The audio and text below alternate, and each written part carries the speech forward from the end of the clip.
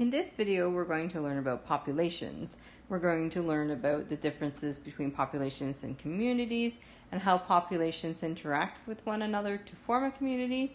We'll also take a look at limits that can be on populations, and finally take a look at factors that impact populations. So first of all, a population is the total number of one type of species in an area at a given time. And populations interact with other populations to form communities. So in this example, we have a population of hippopotami. Hippopotamus? I'm not sure what the plural is.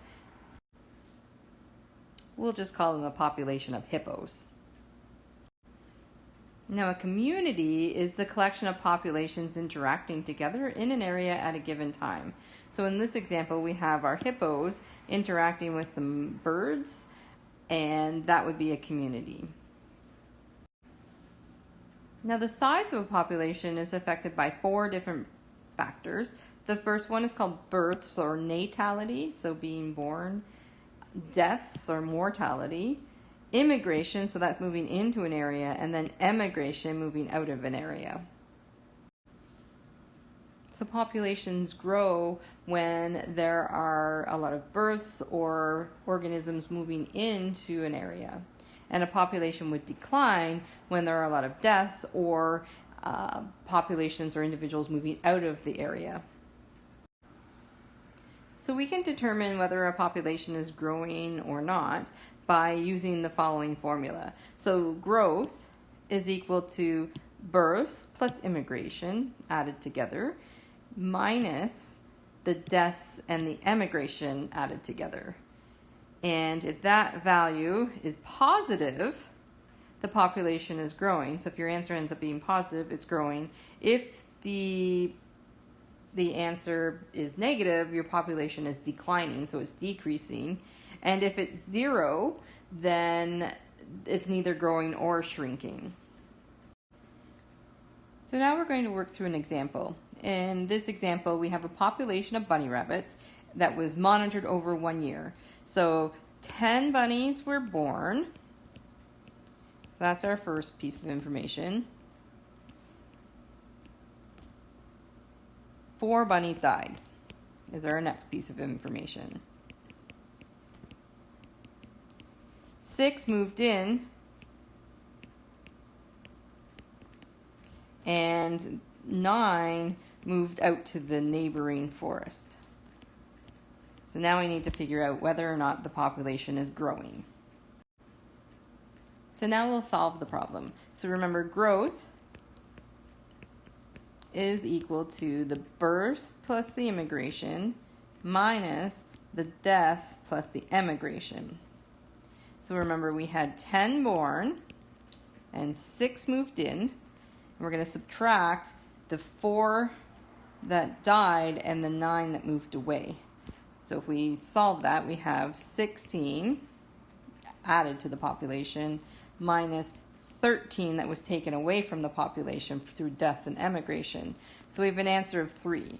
So our population did grow because we have a positive number. And the population grew by 3.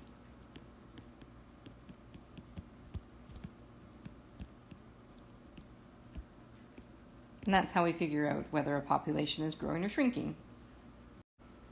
So if there were no limits on a population, there were unlimited resources, enough food, water, shelter, and all other resources, and there were absolutely no predators or any problems at all, the population over time would just grow exponentially.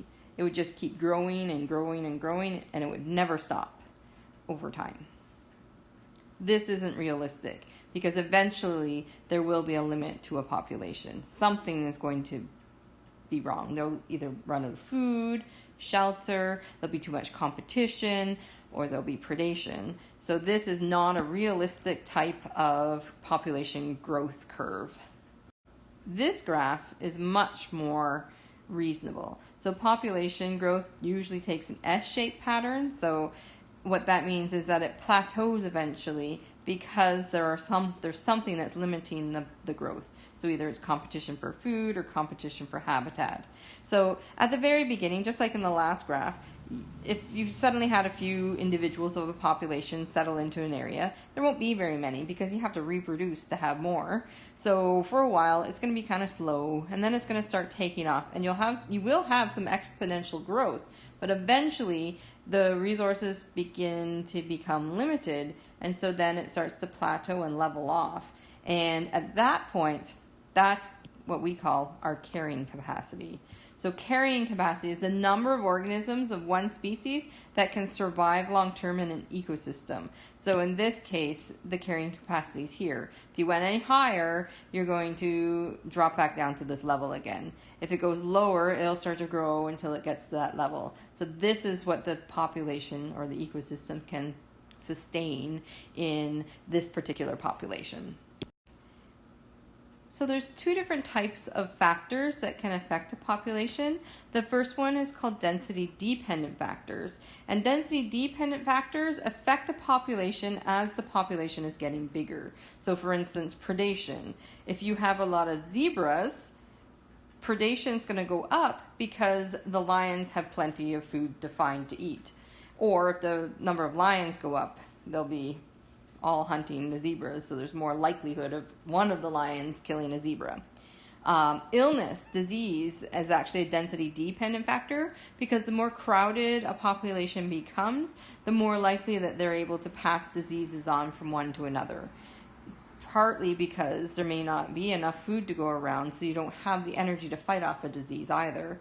And another type of density-dependent factor would be competition. So competing for a food source or a water hole or a habitat, or even competing for a mate to pass on your genes to the next generation. Those are all density-dependent factors. The higher the population, the more those factors are going to be impacting the population. So they impact the population because it gets bigger. The other type of factor would be density-independent factors. So it doesn't matter how big the population is, these factors will affect it. So for instance, if you had a forest fire, like in this example, if you had 30 squirrels in the forest or 300 squirrels in the forest, they're going to be affected. It doesn't matter how big the population is, a forest fire is bad. Or natural disasters. So in this case, there's a flood. This person's stuck on his roof. It doesn't matter how many people live in a town. If a flood floods out the town, everyone's going to be impacted. It didn't matter that the town was 300 large or 3,000 large. So these are density-independent factors.